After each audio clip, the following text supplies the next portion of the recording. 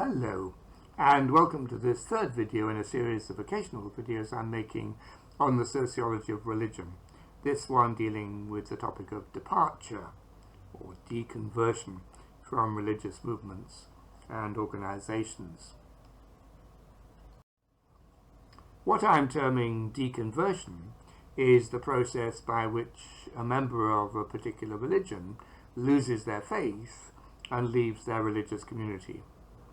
As with conversion, it includes both psychological, that is belief, and sociological, or membership elements, that is both disaffection and disaffiliation, and maybe either sudden and dramatic, for example, as a result of a spiritual crisis of some sort, or long drawn-out departure. As with conversion, it's possible for the sociological and psychological aspects to be out of sync, as when an individual becomes inwardly disaffected from their religion, but maintains membership, for example, for family harmony or to keep up appearances. I assume that inwardly remaining a believer whilst leaving the religious group, or disaffiliating, is rare except in situations of forced conversion. Disaffiliation may have serious social consequences, particularly when a religious group is close-knit and membership is linked to family and economic ties. Some religious groups are antagonistic towards ex-members and may socially ostracize them, impacting many aspects of their lives, notably in breaking up marriages and relationships between parents and children, and perhaps less commonly, ending work and housing opportunities which were linked to membership. Reasons for deconversion vary enormously between individuals and may include a loss of belief in the religion's doctrines or intellectual credibility, a reaction against its social teachings and practices, for example in the modern West, different views about homosexuality or the ordination of women priests, and social conflicts with other members. Although there may well be patterns of disaffection from particular religious groups, there does not seem to be any general account of deconversion that would cover all religious groups. Individuals may leave a religious group in various ways. Firstly, by simple disaffiliation. The individual leaves and gets on with their new life outside of the group, with little or no reference to their former membership. Secondly, angry disaffiliation, that's my term. The individual chooses to leave the group but continues to refer to it, often engaging in denunciation and criticism of the group they have left. And thirdly, excommunication. The individual is expelled from the group, possibly against their will. I need to raise a question about sociological terminology here, because for the first two types of departure from a religious movement, it's not fixed. Massimo Intravine, building on earlier work by David Bromley, has described simple disaffiliation as leave-taking, which I would see as a useful term. But he wants to describe what I have termed angry disaffiliation as apostasy, which I regard as a problematic usage, both because of its well-established pejorative tone against religious dissidents, as also the term defector, and its continued usage by some Orthodox religious authorities to describe anyone who has left a particular religion, including both simple and angry disaffiliates. Let me note in passing that sociology sometimes has a language problem. Most sociologists avoid introducing new technical terms to their descriptions of social life, preferring instead to use everyday language but giving it a particular sociological slant. For example, alienation, social class, culture, deviance, and so on. Generally this works quite well, but in a few cases the words chosen have such powerfully negative connotations in everyday language that they negatively flavour what is being described. In the sociology of religion, two such terms are cult and apostasy, both of which I personally try to avoid as sociological descriptors, despite their use by other writers.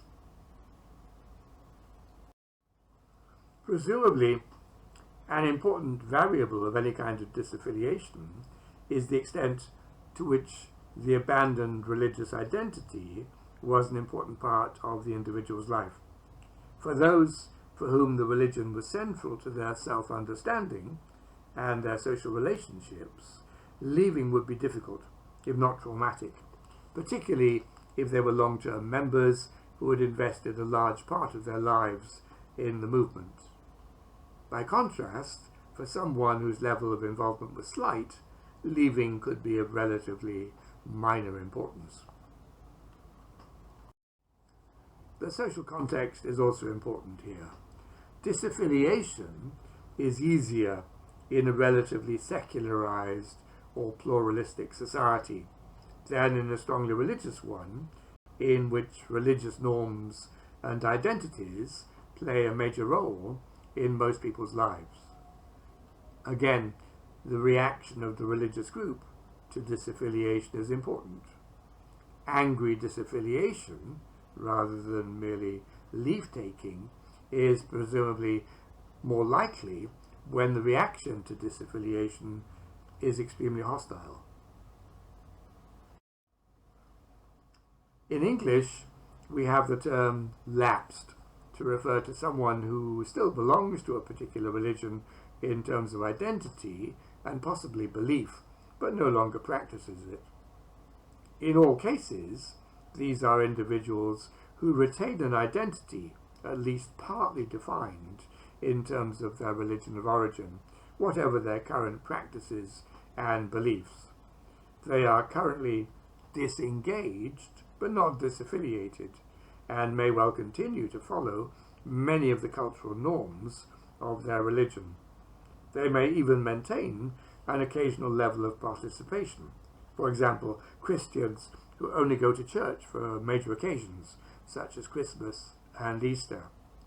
And they may accept only those parts of their religious tradition which they like, whilst rejecting or ignoring others, as with the so-called cafeteria Christians and similar individuals in other religions. More devout members of a religious tradition may condemn such marginal members, but in a free society where religious membership is not coerced, the wholly or partially disengaged are always likely to be present. Most people are neither religious adepts nor religious zealots. Note that religious identity is not fixed, and that whilst it is true that marginality may be a stepping stone towards total disaffiliation, it may also be a pause in an individual's religious biography, a future change in circumstances or perspective leading to re-engagement. Negative labeling of those who leave a movement or who object to some of its teachings and practices whilst remaining members varies considerably between religious groups. Some are relatively tolerant of disaffiliation and deviant thinking, whilst others can be extremely hostile. Although I want to avoid using the term apostasy as a sociological label for someone who chooses to leave a religious movement because of its pejorative tone in everyday language, I would retain it when it refers to one of the control devices used by some religious authorities to describe those ideas and actions they wish to prescribe, and explicitly identify it, in that context, as a control device. In this, the term apostasy is closely linked to the term heresy or wrong belief. In such situations, those who have been labelled as apostates or heretics by religious authorities are viewed as traitors, rebels, and defectors who have rejected the group's accepted truths, whether by leaving the group or opposing its orthodoxies. The labels attached to them serve to mark them off as enemies. Note that the labelling is typically performed by the group's leaders rather than the individuals concerned. Traditionally, the consequences of such labelling were too severe, even including death in some instances, for the individual to voluntarily adopt such labels. The forcible removal of the individual from the community, that is excommunication, was, and in some cases still is, a common result of both declared apostasy and heresy.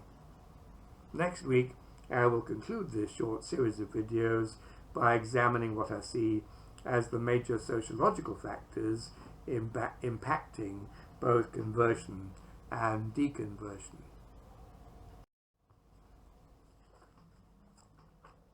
Thank you for listening. If you like these videos, you're welcome to subscribe to my channel. I will try to answer any questions you may have about this video in a future one. By the way, those who want to support the development of the channel can also do so through my Patreon or PayPal accounts. I will give details below. You can click the like button if you want, so that I can get an idea of which videos are of greatest interest to viewers. Do have a good day. Thank you.